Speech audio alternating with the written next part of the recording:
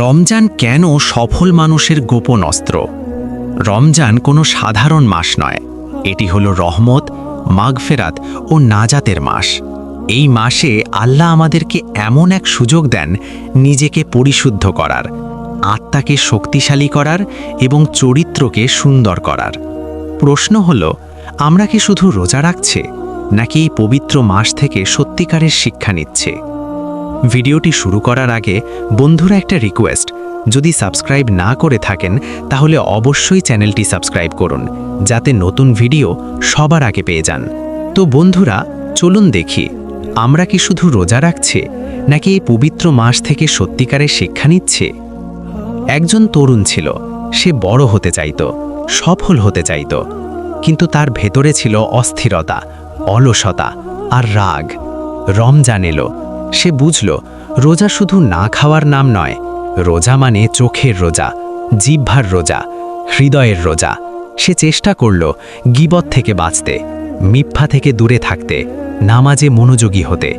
প্রথমে কঠিন লাগল, কিন্তু ধীরে ধীরে সে উপলব্ধি করল রমজান তাকে বদলে দিচ্ছে ভেতর থেকে।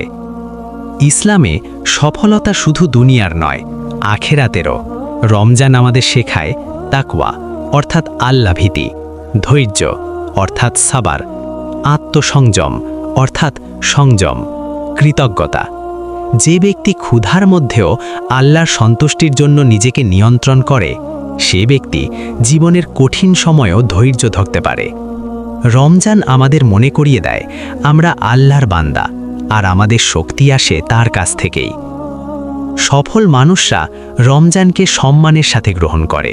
তারা জানে এই মাস আত্মশুদ্ধি করার সুযোগ। রমজান আমাদের শেখায় সময়ের মূল্য, ইবাদতের গুরুত্ব, আত্মশুদ্ধির প্রয়োজনীয়তা। দুনিয়া অস্থায়ী, আখেরাত স্থায়ী।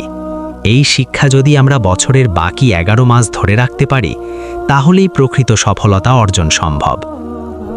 রমজান কোনো অস্ত্র নয় যুদ্ধের জন্য, এটি একটি পবিত্র উপহার যা আমাদের চরিত্রকে সুন্দর করে, আত্মাকে শক্তিশালী করে এবং আল্লাহর নৈকট্য বাড়ায়।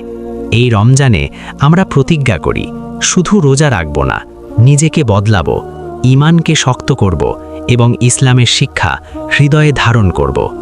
আল্লাহ আমাদের সবাইকে রমজানের হক আদায় করার তৌফিক দান করুন। আমিন।